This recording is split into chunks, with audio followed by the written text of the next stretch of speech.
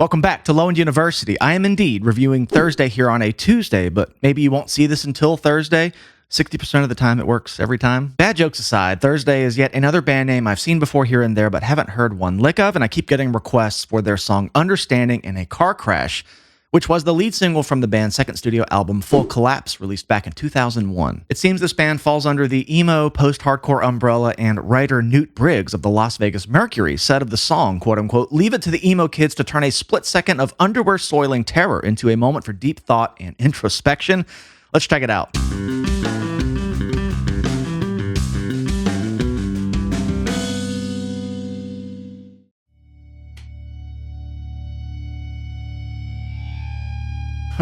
Ooh, there's the mic hanging. Swinging it around now.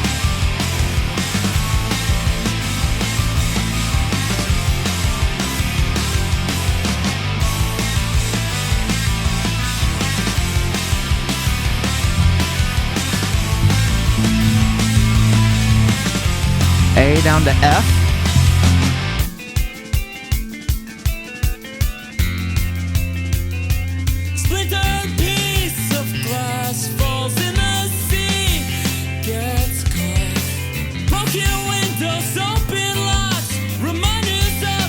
Wow. Not a thing you hear too often. This really cutting bass, like in the spotlight. Lead bass in the verse with the vocals. It's not comparing this to Tool by any means, but it has that kind of effectiveness where guitars kind of drop out in terms of like heavy guitars. You get the guitars put back in a secondary or tertiary layer, and it's bass and vocals kind of carrying the verse. That's the only similarity I'm drawing here, but it's just an effective dynamics play. Great bass tones, cutting, warm, punchy in the low mids, but not woofy. Great guitar presence. It's got some high end, but I can hear like clarity in all the different chords they're playing. Beautiful mix so far. I just want to go back and go into this verse. I'm glad the mic still works after him swinging it around. That's so bad for the cable. I'm kidding. I know it's a music video. It looks cool.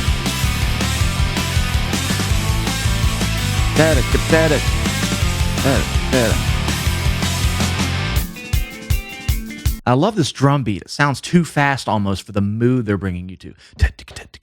But that subdivision kind of helps, I don't know, some of that bass, some of those bass rhythms just lock in a bit, kind of give it something so it's not just kind of floating out on its own. It kind of keeps it all together, even though the dynamics are brought down. Let's go into that part. And I love that above shot there. Hope there's a lot more of that.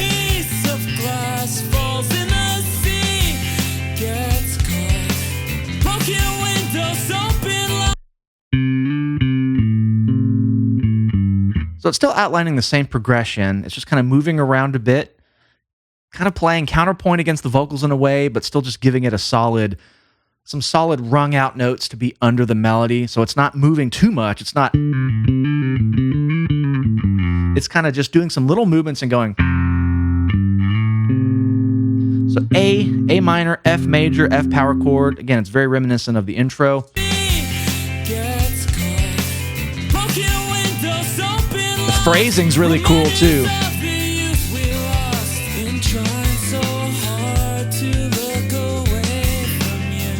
Oh, is that a Warwick bass? Nice.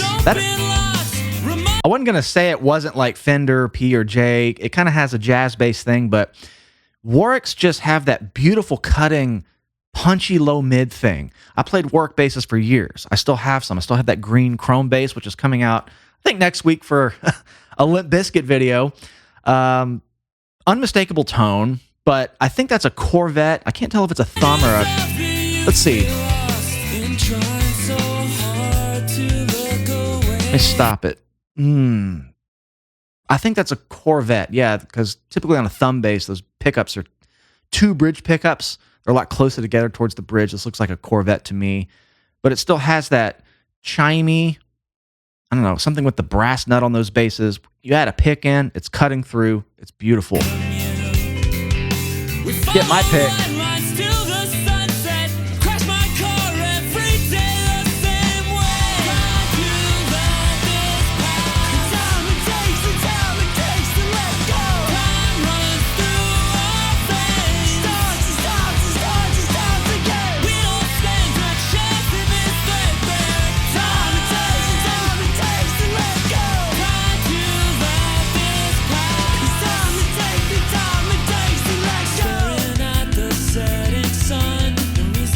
Oh man, I just love when everything drops out and the bass comes under the vocals. It's just a really great effect. I'm going to dial in a tone here in a second, but I want to say too, I think this is a very well written song in terms of like the guitars getting out of that bottom range a bit. They're kind of like, I'm trying to recreate it on bass, but they're kind of up higher. They're not really like chugging down low, which is just such a smart writing move. If you want to let the bass really have a spot in the mix, I mean, a Warwick's going to have no problem with that, especially with a pick and the kind of tones it's dialed in. It's still very raw, but it's got a little bit of sizzle on it. A lot of that's from the natural character of the bass. You'd be surprised with those. But the guitars are just kind of occupying a different range, and they're not fighting with the bass. And when you have two layers, it's really smart for them to kind of do slightly different things. I'm not focusing on exactly what they're doing too much. Just a lot of A minor. But the bass is just wide open down here. So if I were to dial in a tone, I'm going to focus on the low mids. That's what Warwicks are really good at. That's where they live. I might put the bump on, which is kind of like a broader boost of the sub low end, but I always try to take a little bass out to kind of compensate for that. And I probably wouldn't use the drive channel, but I am going to put some upper mids in there, maybe leave the treble where it is, but I am going to pull back my P pickup just to let the bridge pickup shine a bit. That's even too much. So a little more P and maybe roll off the tone knob so it's not so immediate. Actually, I might pull the mids back to where I had them.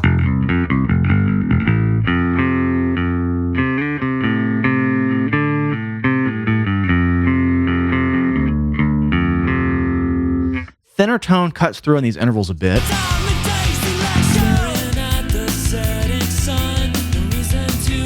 Cool, different bass line here. Listen to that. It's so crisp and clear.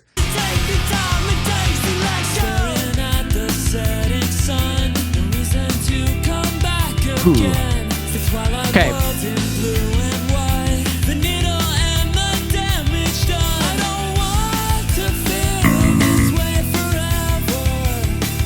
God, that tone.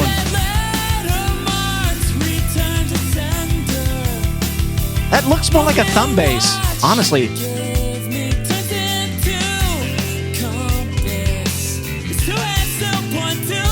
Cool approach here on verse 2. Again, I always say if you're going to really have a bass forward composition, like change the bass line up for the chorus, which maybe the chorus comes together here and simplifies, but we've already started off verse 1 with a very busy bass part.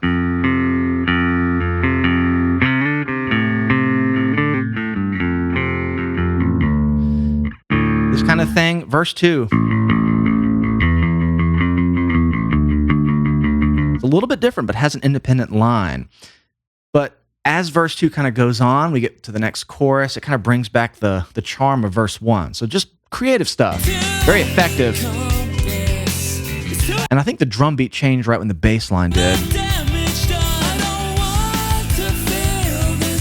Got it. Okay, drums changed with the bass part. I think they kind of go halftime.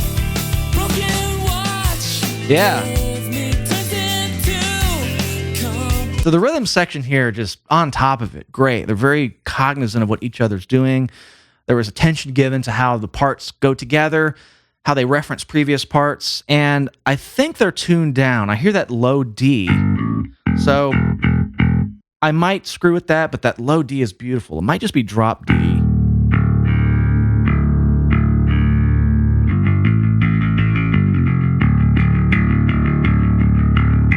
Kind of hear that.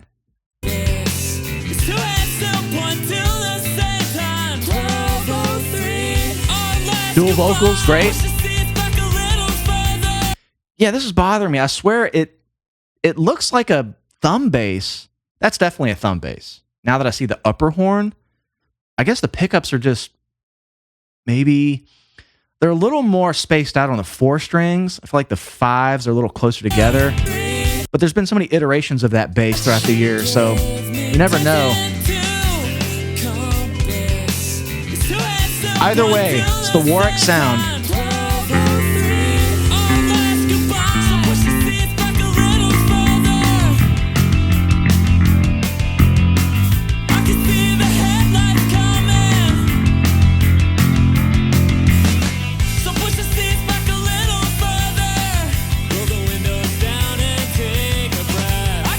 too here about the guitars is that I feel like the right channel has like a flanger on it, but it's not both layers.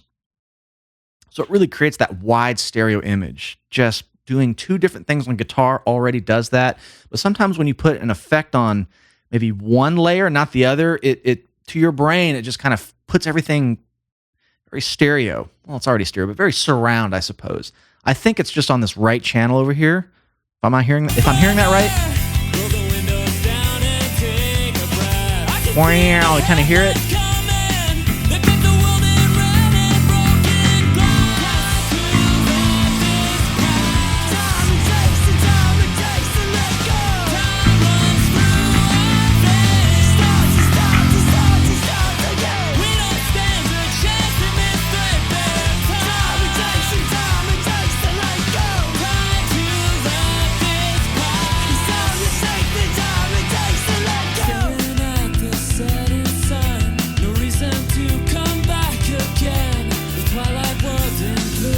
I swear a good bass tone can make the simplest of bass lines just pop.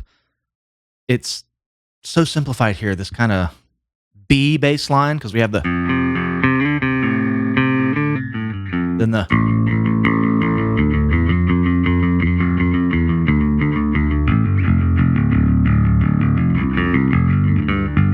some arpeggios there.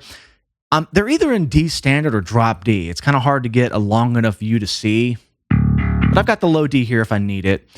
What I like too about the vocal writing here is that there are times when they accent different parts of the phrases. So unlike the verses and the rest of the song that are very straight, 1 2 1 2 1 2 1 2, or 1 2, when it kind of goes halftime, these chorus sections are really 3 3 3 2 2 kind of thing. 3 3 3 3 2 2 da da da da 1 2 3 1 2 3 1 2 1 2 da.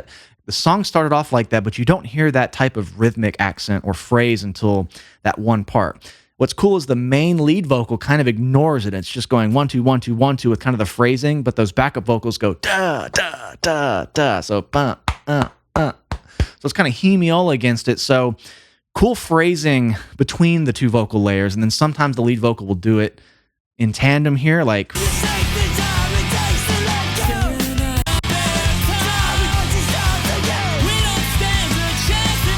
Da da da da da da, and then it goes. Da, da, da. I'm not sure what he's saying, but da da da da da. Then he kind of goes with the three grouping. So I just like all the play here rhythmically.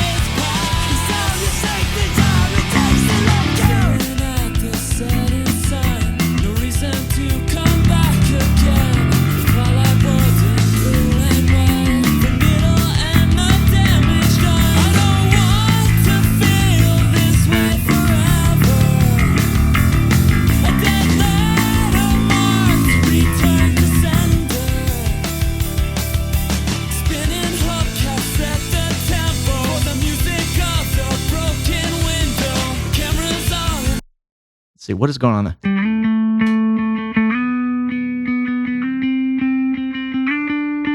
These little elements way in the background the guitars bring in. You don't really notice they come in unless you're really looking for it. They start just kind of bringing the energy up before you know it. Right here, you can kind of see him play it there. This shot right here.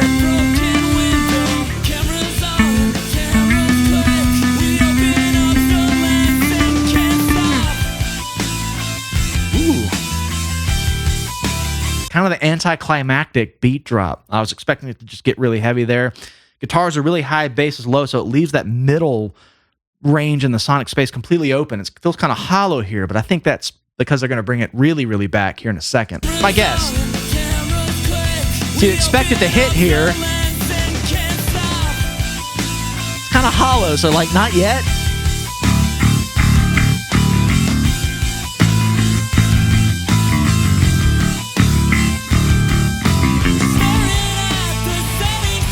Still kind of building.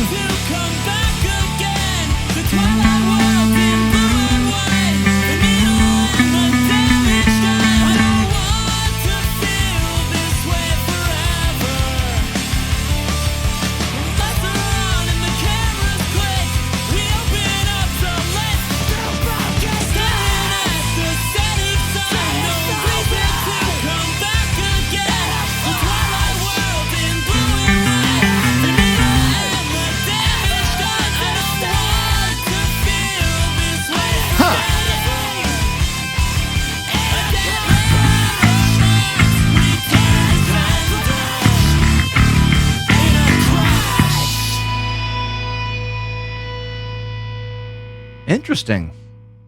I liked a ton of things about this song. Maybe except that it didn't come back full impact here at the end. They gave a lot of indication it was going to build back up with all the little things I was pointing out, but it just kind of went flat. And I'm thinking, no, that has to be intentional because there's been so many heavy moments in this song. So I'm pulling up the lyrics, and I'm noticing here on the last few lines it says, "Staring at the setting sun, no reason to come back again." I don't know if they went that deep to think we're not going to come back full impact again, but the point I'm making is that the song didn't really give you that payoff that it gave you a little bit earlier with that really, really intense full impact sections. They left it kind of open ended and neutral in terms of energy. And it's kind of like the unresolved you feel in these lyrics. Staring at the setting sun, no reason to come back again. The twilight worlds in blue and white, the needle and the damage done. I don't want to feel this way forever. The lights are on and the cameras click. We open up the lens to broken glass. Just kind of like no reason to come back again. The last line of the song, I don't want to feel this way forever. Understanding, understanding. A dead letter marked return to sender in a car crash, in a car crash, in a crash.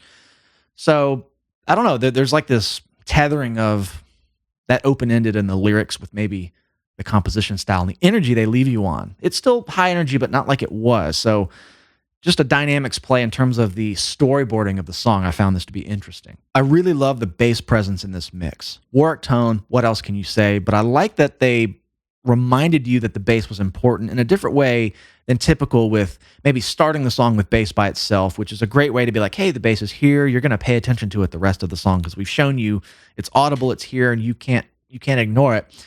This started with the full band, but verse 1, that little nod to the bass being an important figure in the song, just starting off on that note, kind of the way the phrasing rolled into that dynamics, the lower dynamics of the verses was just a really cool way to spotlight it. Tasteful, subtle, not really in your face. And again, the bass just kept moving with different modes, kind of an A bass line, a B bass line. And then when it simplified, it still had all the makings of that great punchy rolling octave, 151 stuff going on in the choruses. Just a really great mix. Again, the guitar's leaving room for all that, not getting in the way of the bass. But again, I think the work bass will have no trouble doing that. This is definitely a band I want to hear more from. I believe this is their most popular song. It was the lead single, Victory Records. I'm reading that this is like a staple of their live sets. But just knowing that this band has a really conscious inclusion of the bass parts and the bass tone is very audible. Tell me where to go next. Thank you guys for hanging out with me today. Come find us on Patreon.